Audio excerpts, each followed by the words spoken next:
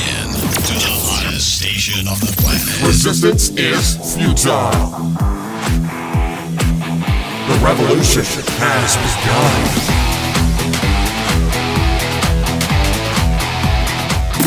You're listening to Rebelpreneur Radio, helping you break the rules and build the business you need for the life you want. And now, broadcasting his pirate signal from somewhere beyond the status quo, here's your host, best-selling author, marketing and media strategist, Ralph Brogden. Hello and welcome to Rebelpreneur Radio, the show that helps you build the business you need so you can live the life you want. I am Ralph Brogden. Did you know that according to the National Institute of Mental Health, 74% of people suffer from speech anxiety? You know, it's been said that people are more afraid of giving a speech than of death. And so today's guest is going to help us to overcome that, and he's going to talk about hacking the fear of public speaking, because if you're going to be a rebelpreneur, if you're going to be a leader of any type, you've got to learn how to communicate your ideas effectively. So hacking the fear of public speaking, my guest today is Eduardo Placer. Eduardo is a story doula, keynote speaker, and global community builder. He is the CEO and founder of Fearless Communicators, an international dynamic public speaking coaching business. He is an identical twin and battles an acute condition called showtune-itis, where he spontaneously breaks out into song and dance. I love it. Eduardo, welcome to Rebelpreneur Radio. Welcome. There it is. A little show tune action. Hello. I love it. Yeah. Great energy. It's a little flare up. Sometimes it happens. Yeah. Yeah. It's liable to break out when you least expect it, right? Exactly. Yeah. You are the CEO of Fearless Communicators. Tell us a little bit about how you got started in this area of helping people to become dynamic public speakers. Well, it begins in second grade in Miami, Florida, at Pinewood Acres Elementary School and show and tell. And I'm sure, Ralph, you had experiences with show and tell when you were in elementary school. Absolutely. And I had a little stuffed animal seal named Sammy the Seal that I was really proud of. And I, stood up in front of the class, and Mrs. Fox said, "Eddie, are you ready?" And I said, "Yes." And I grabbed the seal and I stood in front of the class and I said, "Seals are mammals. They live in the water. They eat fish, and sometimes they're eaten by sharks." I was really proud of myself. And as I went to sit down, I thought, wait a second, there's something else that I want to share. And then I said, I named him after someone in this class. And then I said, I named him after Brett MacGyver. Now, the name of the seal was Sammy the Seal, not Brett the Seal. And what I did for a very young, innocent second grader in the early 80s in Miami, Florida, is I said the name of someone who I had a crush on. And in that moment, I felt the temperature shift. It felt strange. It felt weird. It felt dangerous. And what I told myself in that moment is when I stand in front of people to speak, I can't be myself. I can't speak the truth. And if I do, it's dangerous.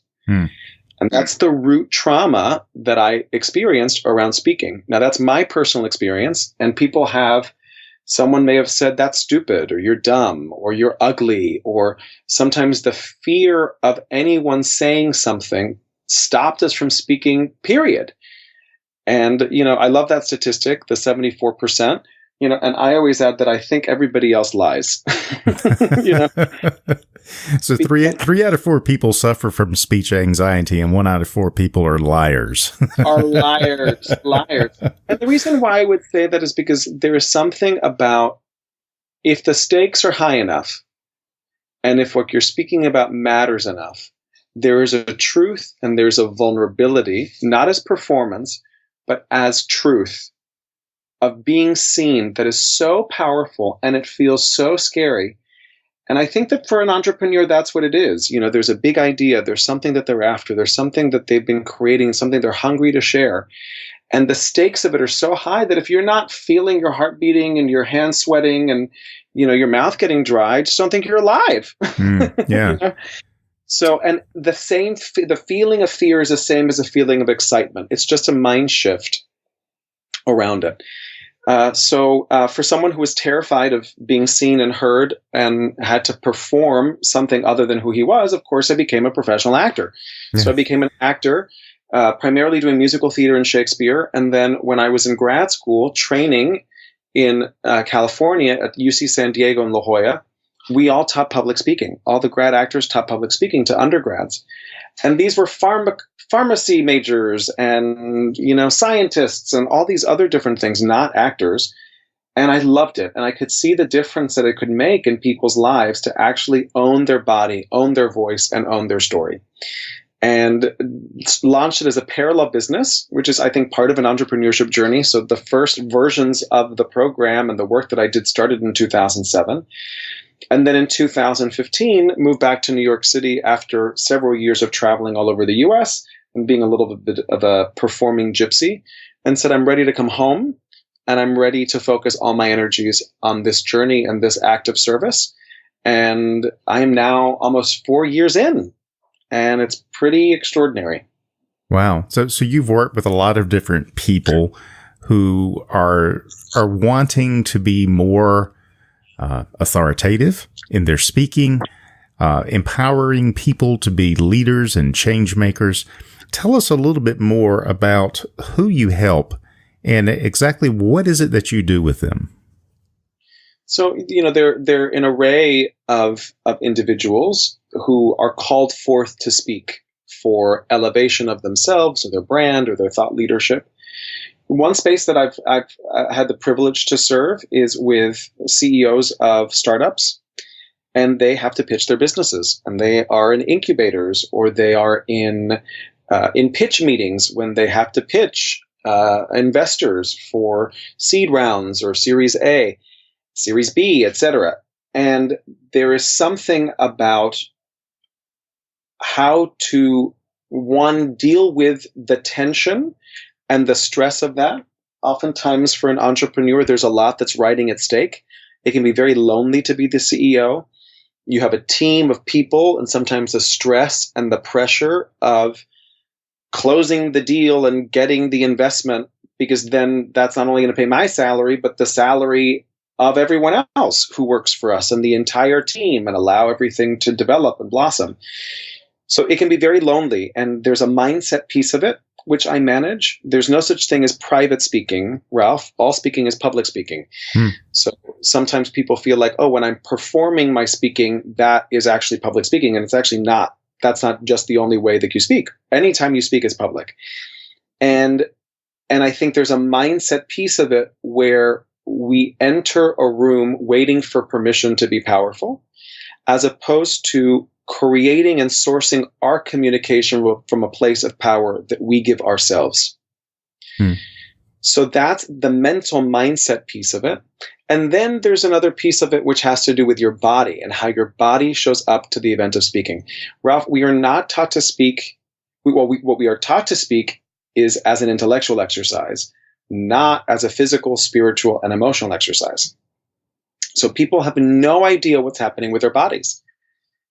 They're on a stage speaking or in their space speaking, all of a sudden their mind starts racing, their hands start getting sweaty, their heart is beating really fast, they're losing breath, they need to keep on drinking water, they start panicking, and they have no idea how to actually harness the power of the body. They're like in opposition with their body, but actually harness the power of their body so they can show up again grounded and present to be of service of their message and what it is that they believe. So I always say that fearless communicators have to be grounded in body, present in mind, lead from the heart, and speak into the spirit of our shared humanity. Wow. And that covers all the bases, doesn't it? I think so, Ralph. And I think there's also an evolution and a shift that's happening now. And I think it's probably because of Instagram and Facebook and Snapchat and millennials, which is what I call 1980s public speaking, which is performative and fake and phony, and everything's amazing. My life is awesome. You too can have a Porsche. Like that whole brand of communication is dated and irrelevant. And I think what people are really calling forth is a truth and an authenticity and vulnerability in speaking. And as anyone who is engaged in sales knows, right? That is what creates trust. Absolutely. And trust, and you want people to trust you. So being able to speak from that space that feels sometimes a little naked. I'm not saying it's therapy. I don't encourage people to use public speaking as a tool for therapy. But there's a way of speaking which is open and vulnerable and honest that allows people in. And when you allow people in, then you connect. And then beyond connecting, I invented a word, Ralph, and the word is connection, meaning your audience or the listener is now in action because of the connection. Oh, I love that. Yeah. What a great play on the word there. Connection. And I love that you mentioned authenticity. I wonder how many people listening would say, well, I'm not really interested in speaking per se. And they think that all speaking takes place up on a platform in front of people. And they think, well, I'm not really into that, or that's not where I am. This doesn't apply to me. Well, it absolutely, as a business owner, as a CEO, or as any kind of a leader, this applies to you. Whether you are standing up on a stage, delivering a presentation or a keynote address, or not, you're always communicating, always sharing ideas. Perhaps you are pitching prospects. Perhaps you are trying to recruit talent and build your team. Perhaps you're trying to explain your business to an investor or a partner or an affiliate. So all of these things, Eduardo, are areas of life where we can take these skills and these things that you're talking about and bring authenticity into what we're doing. It's not just for people up on a platform delivering a keynote address. Correct. And I think, and it goes back to the point that there's no such thing as private speaking. It's all public speaking. So the point is that we want to be powerful in our communication. And we spend so much time, and a lot of business people spend tons of time on the visual brand, what their website looks like, what the images look like, what the business card looks like. Then they spend all this money on the content, the written content that is on their website and on their brochures and their handouts. And it's the Wild West when it comes to what I call verbal branding, which is how you communicate verbally about your business.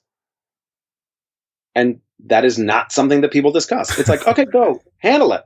And then the person's completely lost trying to imitate or copy somebody else. And they don't own the language in communication, in practice, right? They kind of do it on the fly and learn as they go. And I think that's one thing that's missing. And I think for someone who's a CEO and someone who's a rebelpreneur, I think one thing that you want to do with your team is arm them with the tools so they can all collectively communicate verbally in the same message. So you're on the same page. And I think that really works. That's really powerful. I was also going to add, Ralph, because we talked about a focus here. I mean, it is called the Rebelpreneur podcast. I do also work with authors, and I work with, people who do TED Talks and people who are thought leaders. And, so that's also the landscape within which I work with clients on the crafting of this verbal branding piece. It looks like different things for different people. For an entrepreneur, I'm pitching a deck. For an author who wrote a book, it's like now I have to create the 15-minute version of this talk, the TED Talk, or I have to create the much longer 45-minute to hour-long keynote. Mm-hmm. Or I have to create some type of workshop, right? So how do we take their thought leadership and condense that into something that is, I believe, engaging and most importantly, audience-focused? So much of our speaking is taught from an industrial, academic, lecturing, talking at, speaking to context. And what we don't have or we're not trained in is how to speak into the listening of an audience so that they are primed, ready, and engaged. Like, how do you actually speak not at them, but with them?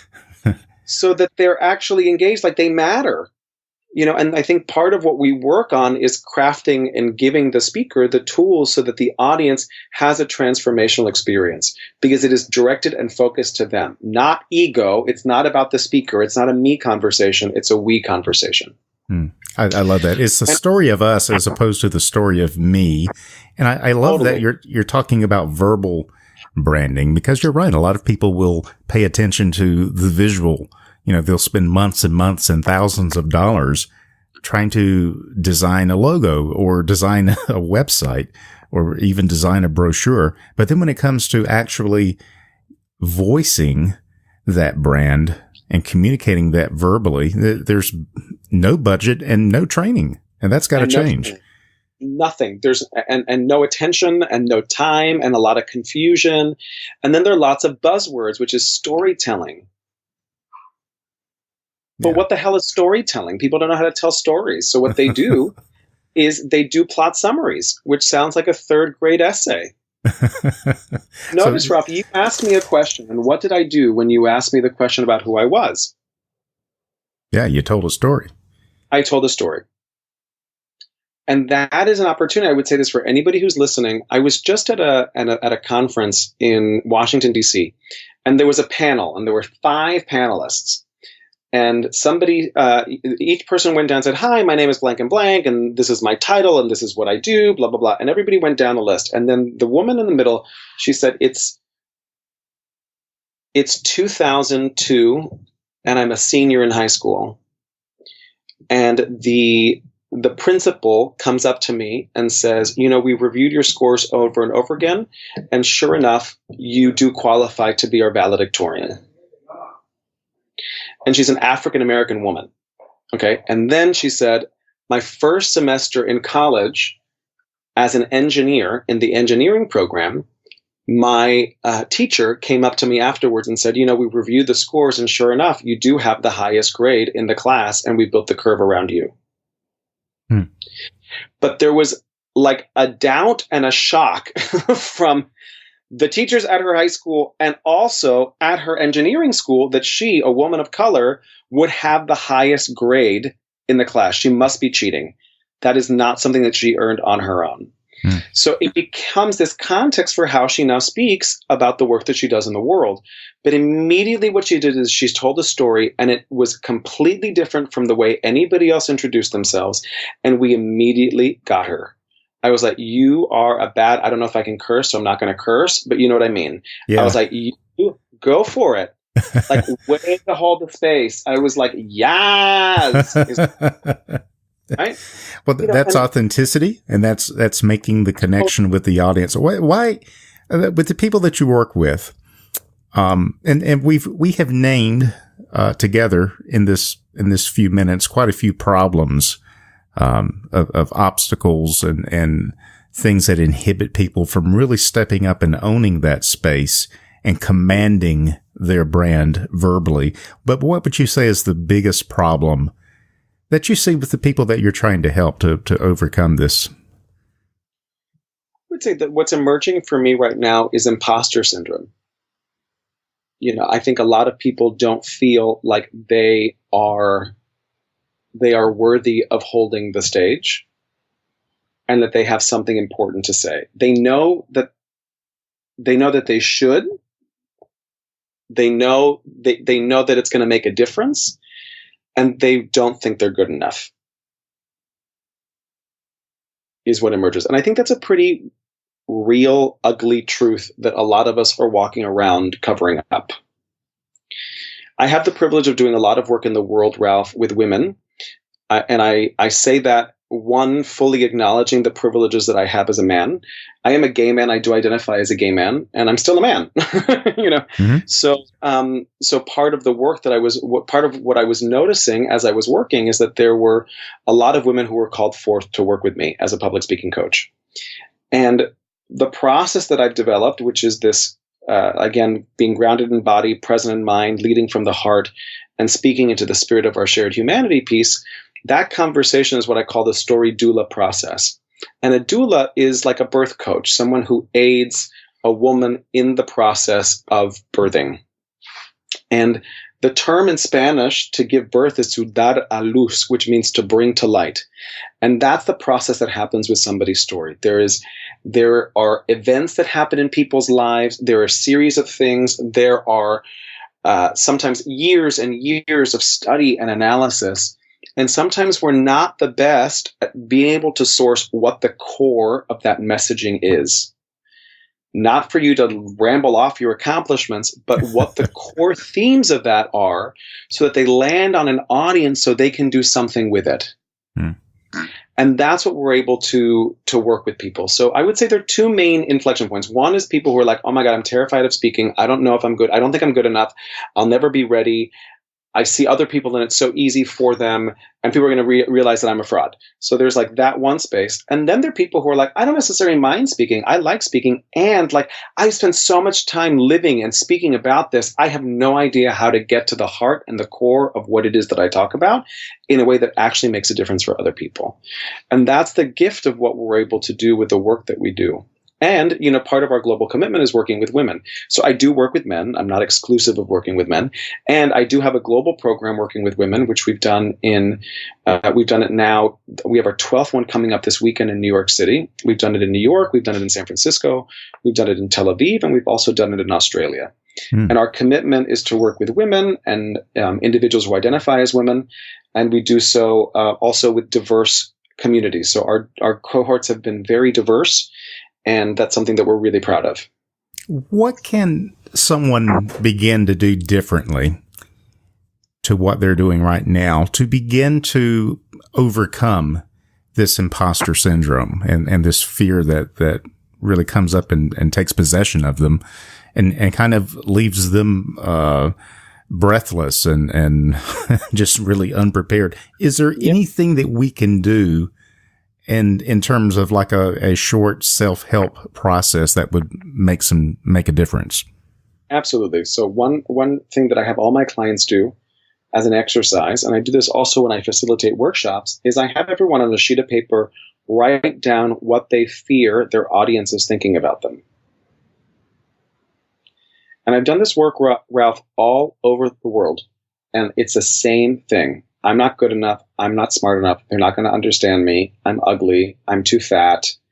All of this horrible, nasty, hateful stuff. And Ralph, the trick is it's actually not out there with your audience. It is in your head. Right? Your audience is making faces and you're like, oh my gosh, they hate me. And who knows what they're thinking? They could have gone to Chipotle and they need to go to the bathroom. They're making like faces. They have gas, Yeah.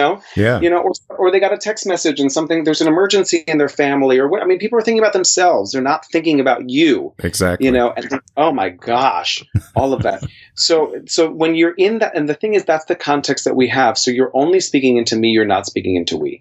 So what I have people do is I have them write down all that stuff on a sheet of paper and then I have them tear it up. And it buys you like 30 seconds, because these things don't go away. I had the same fears that I've had since I was in second grade continue to be present. And Ralph, I'll tell you, even speaking to you on this podcast, like one of my biggest fears, and it comes back to that moment when I was in second grade, is that people are going to think, oh my God, he's gay. Right? Yeah. And Rob, I don't know who your audience is. I don't know who is here, right?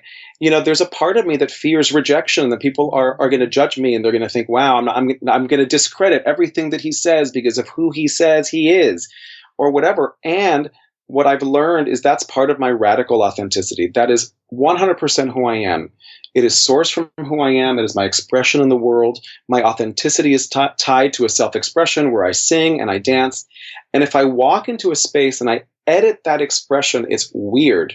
People think I'm hiding something, that it's strange, and it's weird. And what happens, Ralph, is I lean into it. I thank that thought for sharing. And what I do is I come from a place of generosity and love. And I say, this is a truth of who I am. I'm here on this call to serve. And I'm going to communicate whatever there's for me to communicate from my heart with love. And that's it. That's what I can control. And that's really all about being authentic, for better or for worse, and just leaving the results to somebody else and not being the imposter. And I think everyone struggles with that to some extent, that we all are afraid to let who we really are come out.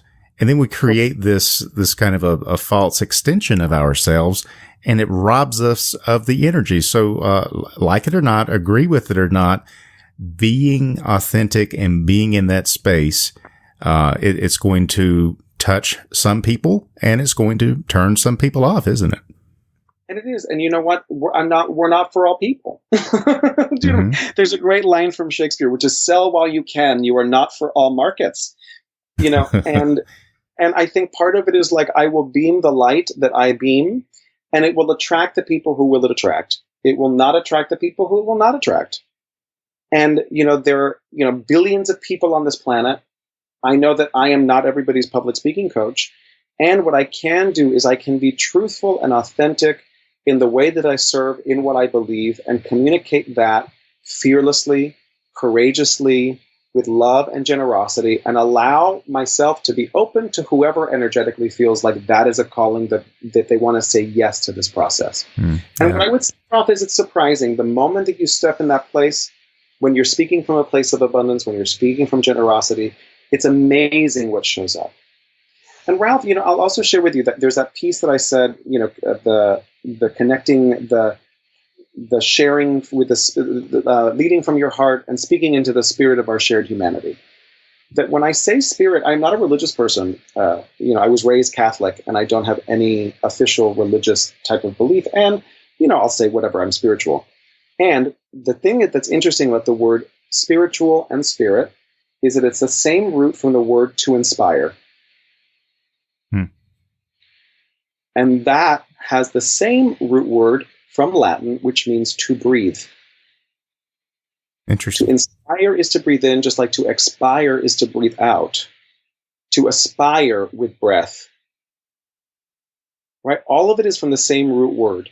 And what we're doing when we are breathing, when we are exhaling, is we are speaking, Ralph. So when I speak, I am sharing my spirit with an audience. I am sharing my spirit with you. I'm sharing my spirit with the listeners. That is what you do on your podcast. That is what you do on your radio program. That's what your speakers do. And there is an audience of people in their car or in their home or in public transportation, sitting somewhere, listening to this. And their spirit is being moved by what it is that as they are inhaling and exhaling this conversation, they are being inspired and hopefully propelled into some form of action in their lives. And that's the gift of speaking. And if you are present to your speaking as that, not as trying to prove that I'm good enough or if I look good, then it completely shifts the experience of speaking, and it's really, really profound. Yeah, it is. And because then it becomes something that's bigger than me and bigger than myself. And it becomes, how can I create transformation for other people? Eduardo, what are you working on right now that's got you really excited that you'd like to share with our listeners? So there's so much. So we are doing our first European program of a Fearless Force public speaking for visionary women leaders. We are doing our women's program. This will be the 13th gathering of our Fearless Women, which is going to happen in London. And then that's in June. And then we have our second West Coast program coming up in San Francisco in September. So that's part of our global work. We're also going to Sydney at the end of in October. So we will have done the program now in North America, Europe, Asia, and Australia. So 4 continents, which is super thrilling.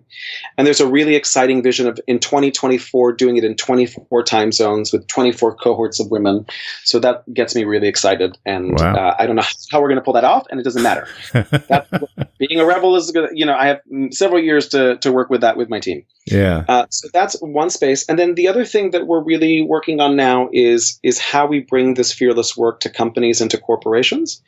So how we talk about verbal branding, how do teams align on how do we all share the same conversation, not mimic, not imitate, not regurgitate the same language, but how do we find a shared vocabulary, verbal language, and then embody it and make it our own so that we're all a part of the same conversation.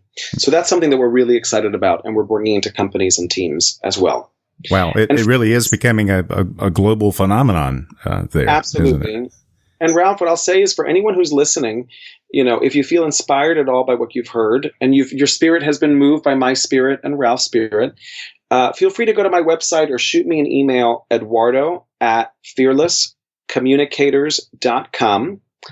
And what I have this PDF pocket guide that I call 10 simple backstage tips to go from a speaker to a star. And it is a little pocket guide you can keep in your phone, and right before you have to speak, in any way you have to speak, you're going to ask somebody out on a date, you're asking for a raise, you're having a sales conversation, you're giving a presentation, you're at work.